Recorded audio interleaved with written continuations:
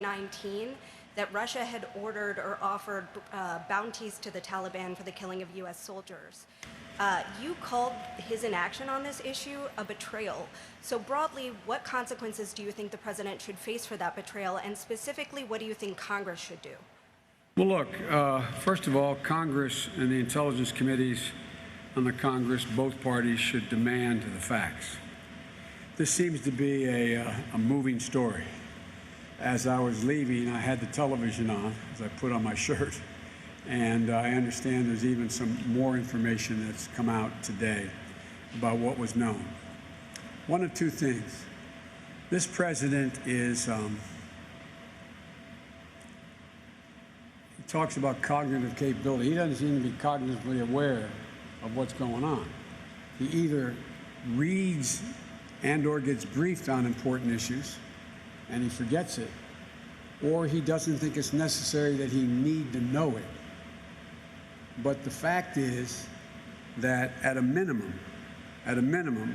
the discrepancy allegedly within the intelligence community as reported, some thought it was more certain and others thought it was less certain. That should be resolved.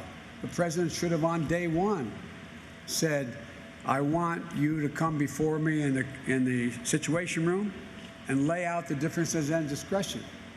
Who is saying what? Let's get to the bottom of this, number one. Number two, it's clear to me that, and I don't know whether he did, he should have immediately contacted our Joint Chiefs of Staff, gotten them all in one room and sat and said, okay, what are we doing to prevent this? What are we doing to prepare to deal with this if this is happening? How are we doing this? What are we doing? Thirdly, he should at a minimum have picked up the phone and said, Vladimir, old buddy, if any of this is true and it doesn't cease immediately, you've got a big problem. A big problem. And make it clear. Get to the bottom of this. It appears as though, from what I have, and I don't have access to classified information anymore, but if what I have heard over the last week and the recent reporting that it was in the PDB, the Presidential Daily Brief. The Presidential Daily Brief is something I read every single day as Vice President.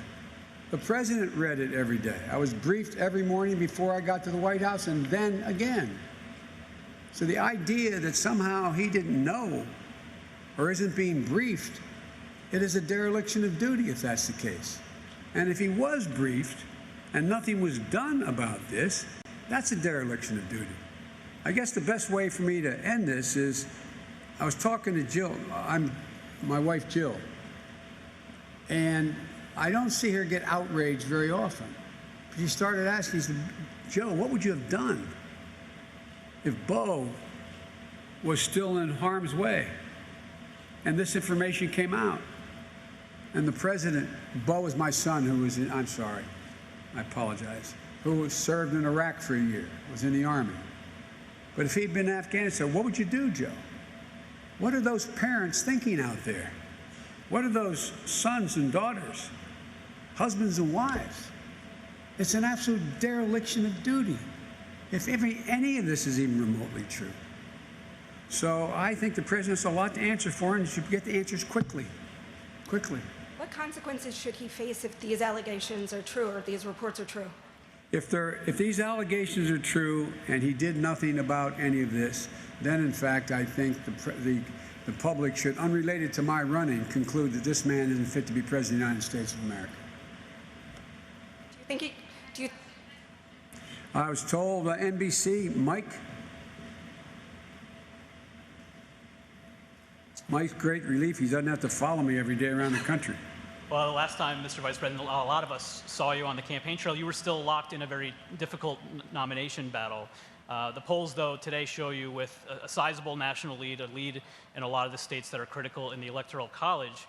I wonder, where do you think the race stands at this moment? What keeps you up at night as you look ahead? And can you maintain this advantage without campaigning in a traditional way, especially this fall when voters begin to really tune in?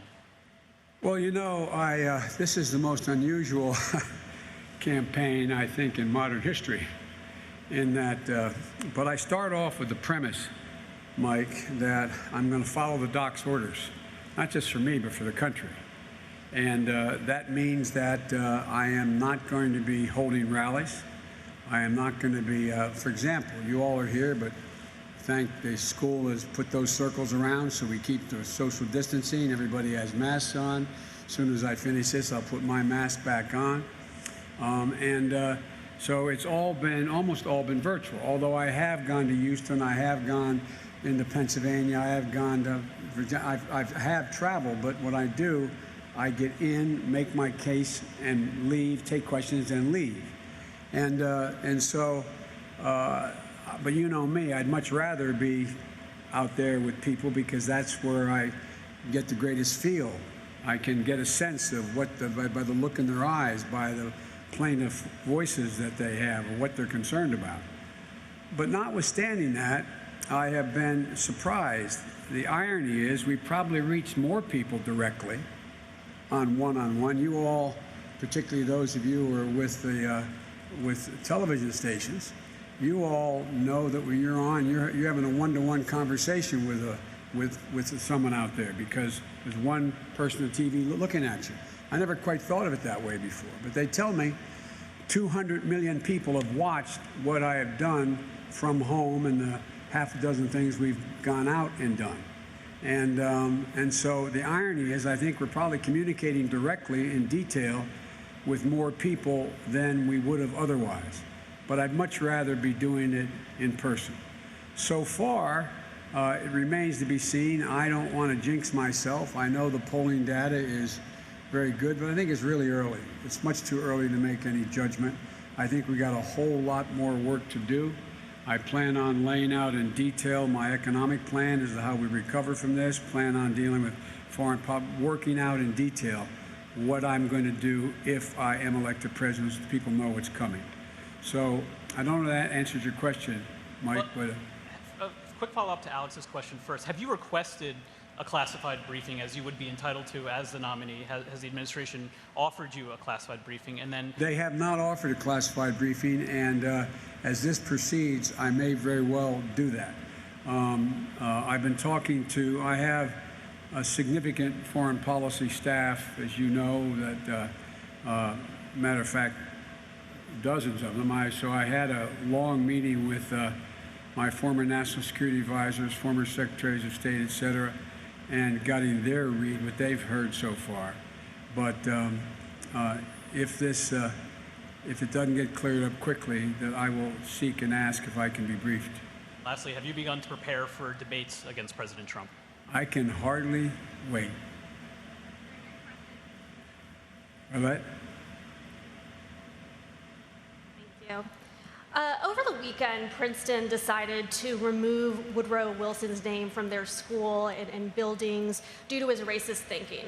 President Trump yesterday called that decision incredible stupidity. What do you think about Princeton's decision and the president's comments?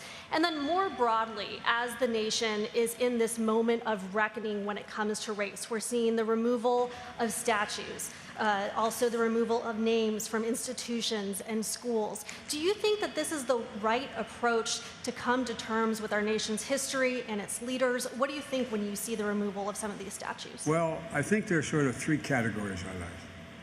One, any institution that chose a name and wants to now jettison that name, that's a decision for them to make, for whatever reason they make it. So I'm assuming the Board of Trustees at Princeton University made the judgment about the Woodrow Wilson School. I don't know, but it was made within the context of an institution that chose that name and now no longer wants to be associated with that name.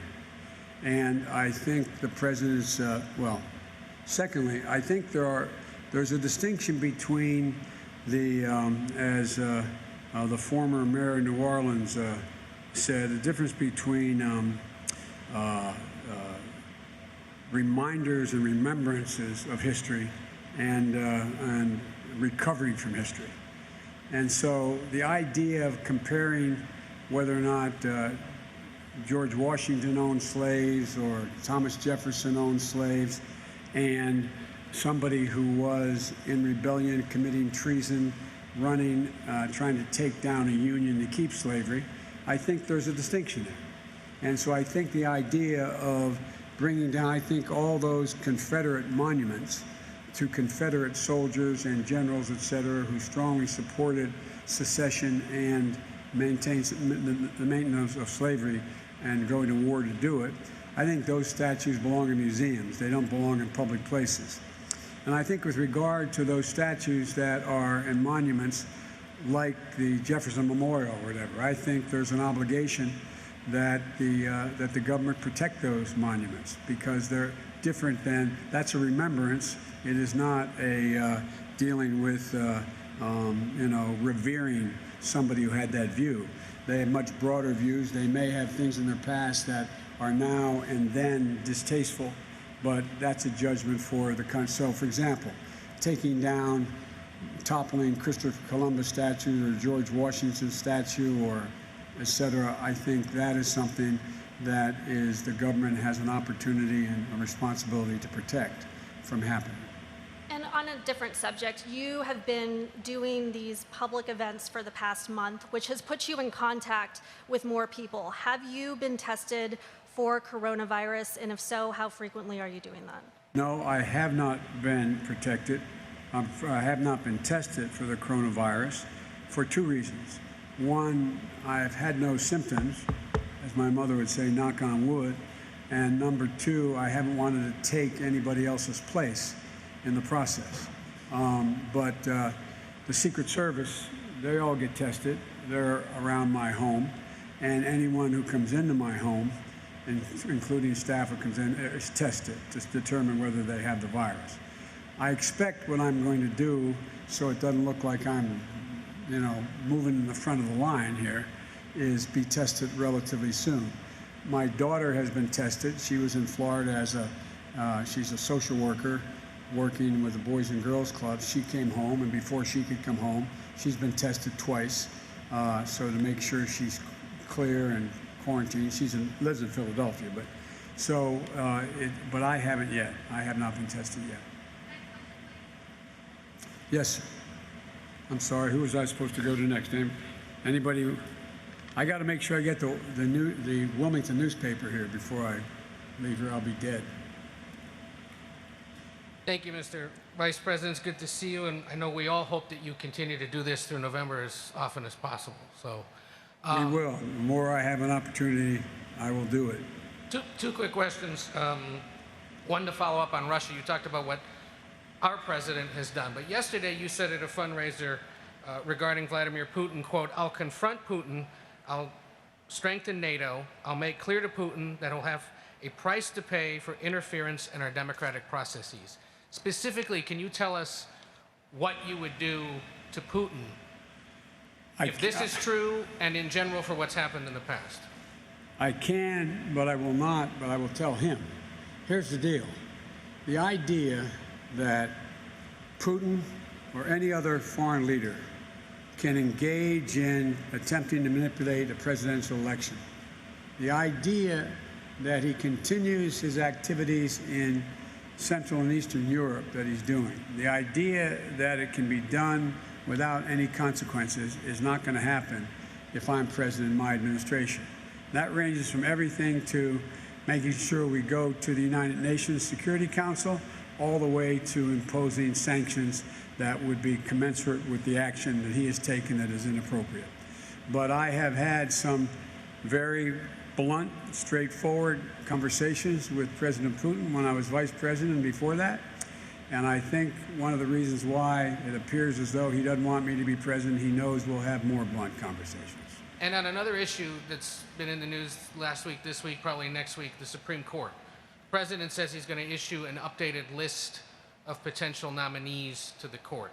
You have said you would put a black woman on the court should a spot open up, but there are groups calling for you to release a list of specific names you'd put on the court. Are you going to do that? Would you? One thing I hesitate to do is follow anything the president does at all, because he usually does it all wrong.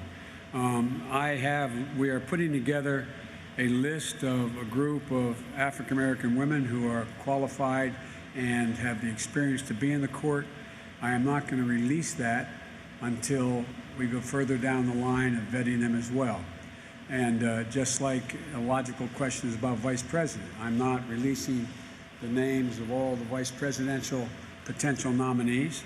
There are a number of women of color. There are Latino women. There are Asian. There are across the board. And we're just underway now in the hard vet of going into the deep background checks that take anywhere from 6 to 8 weeks to be done. The committees have been formed, and that's underway. And August 1 is still the target announcement date? Well, early August. I can't guarantee you August 1, but it will be in early August, several weeks before the convention, I believe. Yes.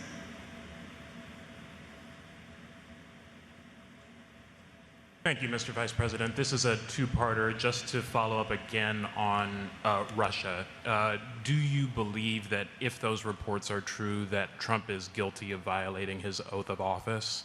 And on your VP choice, you've said that you want your running mate to be ready on day one to do the job. Do you think that someone who does not have national security or foreign policy experience can be ready on day one? Yes, and that depends. Look, one of the things you try to do, I've talked at length over the years with President Obama about this. You try to find people who have a background and an expertise that you may not have. And so one of the reasons President Obama picked me is because I had considerable experience in getting things done in the Congress, and secondly, I had considerable experience in foreign policy and national security. And although he had clear views of what, in fact, he wanted to do and what his strategy was in terms of America's role in the world, he was looking for someone who had day-to-day experience and knew a lot of those world leaders. And so I think that although that's a helpful thing to have, it's not necessary, because I start off with the two places I still have some expertise are in both those places, in uniting the country in the Congress and foreign policy. And so it is almost all of the women I'm considering have had some exposure to foreign policy and national defense issues, security issues. But that is not a minimum requirement. The requirement is that they have the intellectual capacity as well as the temperament as well as the leadership qualities that lend everyone to believe that they would be ready on day one to be President of the United States of America. With regard to whether or not the President, it depends on exactly what he did and what he knew, but at a minimum, he either doesn't understand his job and is having difficulty sitting down and being able to read a report, because a lot of those reports come across that he says, I didn't read it, or I didn't see it, or I didn't know it. I don't know how he could not read and not see and not know so many different things that have come up over the last 3 years. And so, but it is clearly a dereliction of duty, and it is clearly something that I think everyone, including my Republican friends and my Republican opponents in the House and Senate, are worried about as well. Thank you. All right, where's the Wilmington, the Delaware State News? I mean, Delaware News Journal, I should say. That's my hometown team. I better call on them. How are you, Mr. Vice President? How are you? So like other states, Delaware, your home state, is seeing an increase in coronavirus cases. Do you have a message for Delaware officials, state and local governments, for how they've handled the pandemic so far, how they need to handle it going forward? Well, I think they've handled it pretty well so far, but now I think you're seeing the governor make some adjustments, because there has been an uptick, not tremendous, but there's been an uptick. It was one of the states that was, I get briefed every day by a group of leading docs around the world, around the country, Vivek Murthy and Dr. Ben, anyway. And so every day I get a printout, I have in the book here, of the states that are doing better and doing worse. Up to now, there has been a decline, and now it's opening up slightly. And I have not spoken to the governor today, but my guess is, I'd only guess, is that he's going to be looking very closely at what happens on the Delaware beaches now, how that has occurred, and restaurants and bars. I don't know enough to know that, though. The good news is that it's flattened out. The bad news is there's a slight uptick. And I have not gone into the detail with the governor, nor as have I speak to him not infrequently, but a couple times a month, 3-4 times a month. And so I don't have any advice for him yet because I don't know where it's popping up. Thank you. Thank you. And I'm going to get in trouble. Fire away. I know. I tell him I'll be late just a little bit, okay? All right? Thank you, Mr. Vice President. I always get in trouble on the last question, but go ahead. We appreciate it. The response to this pandemic has become very politicized. Even wearing a mask has become political. If elected, how are you going to get Americans on the same page? And can your plan be successful if they aren't? Well, I think the way to get it on the same page is to, I'm going to try to say this politely, is to lower the rhetoric based on division. Stop appealing to the less healthy side of society. Instead of, for example, when a golf cart goes by yelling white supremacy and the president tweets it out, don't do things like that. Bring the country together. We're giving a portion of the population who has responded to the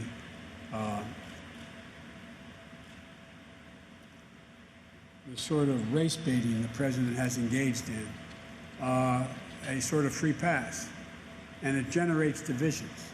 And we're also talking about it in terms of the president talks about, manhood and, and being strong, and you don't need the mask. I think we have to start appealing to the better side of human nature by pointing out that that mask is not so much to protect me. It's if I have an undiagnosed, it's to protect you against me. It's to protect other people. And it's called patriotism. It's called responsibility. It's called making sure you look out for the other person. And we have spent too much time, if you notice, the president puts everything in terms of him. And I'm not being facetious. Everything is him. It's I don't think, or I don't take responsibility, or I didn't do that, or I believe that. I mean, it's not about I, it's about us. And I think changing the tone of an administration across the board, allowing scientists to speak, making sure that people understand the facts, good, bad, and indifferent. And when a mistake is made, to say, I made a mistake, I was wrong. Shouldn't have done it that way. We should do it this way. I think all those things change the atmosphere. Let me conclude it by saying this, and I apologize, you've heard me say this before. The words of a president matter, no matter who the president is, no matter how responsible or irresponsible the president is. A president, whomever he or she is, can take us to war or bring peace, can have markets rise or fall, appeal to the senior side of humanity or to our better angels. It matters. It really matters. And so I think it's about the tone. And I think it goes across the board. I'll conclude with this, I know that I was criticized, legitimately criticized, during the primaries by saying that I plan on uniting the country, bringing Democrats and Republicans together. We have to do that. If we can't do that, we can't function. We have to bring the country together. And I think on this piece, if in fact we stand up, and by the way, don't hold me to the numbers, please, you can correct me on this, but I think something like 70 or 74 or 75% of the American people think you should wear a mask. The overwhelming number of people think we should take these precautions and so on, think we should open more slowly. Well, I think that, we should be talking to our better angels and actually making people indirectly feel guilty for not doing the right thing. Appeal to their better nature. I know that sounds almost idealistic, but it's not. Remind people, you don't wear this mask, you end up hurting someone or you get infected. You take it home to your child. You could take it home to your mother, your father, your husband, your wife. You have a moral obligation, because it really is. It really is. Thank you. Guys, I really do have to go. I apologize. I'm going to get in real trouble. I'm probably already in trouble, but thank you. Go ahead. What's the last? I'm sorry. Good to see you out and about, Mr. Vice President. I'm a little confused about the delineation about the destruction of monuments. You talk about the fathers of this country, Washington, Jefferson, is worthy of preservation. Are Confederate monuments worthy of preservation? Should they be torn down in the manner that they are being torn down without the vote of local elected officials? Well, I think it's very different. I think it's better if they're taken down like they took the Confederate flag off the Mississippi flag. That's the better way of doing it. But I can understand the anger and anguish that people feel by having, for years and years, been under the statue of Robert E. Lee, who, if you're an African American. So it's a difference. It's always better to do it peacefully, but there's a distinction between, and those monuments, and I shift responsibility, and I think the elected officials where those statues are have a responsibility to move. Put them in museums, get them down.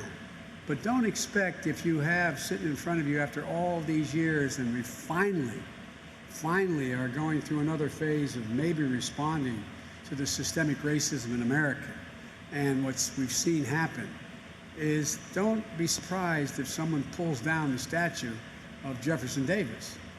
It's better that they do not, but it's fundamentally different than pulling down the statue or going into the Lincoln Memorial and trying to pull, not Lincoln Memorial, that's a bad example, the Jefferson Memorial, and grabbing Jefferson off his chair. So. Two quickies. Will you commit to 3 debates? Oh, yes. 3? 3, yeah, I commit to it. Look, I am committed to following the debate, the national debate group that sets up these debates, who they pick as the moderators, 3 of them. It's been this way for a long time. The first one is a one-on-one debate with a moderator. The next one is a town meeting setting. The third one is a normal debate again. I commit to those. I'm looking forward to it. Last question, real quick. Some have speculated, sir, that you are subject to some degree of cognitive decline. I'm 65. I don't have word recollection that I used to have. I forget my train of thought from time to time. You got 12 years on me, sir. Have you been tested for some degree of cognitive decline? I've been tested, and I'm constantly tested. Look, all I got to do is watch me, and I can hardly wait to compare my cognitive capability to the cognitive capability of the man I'm running against. Thank you so much. There we go.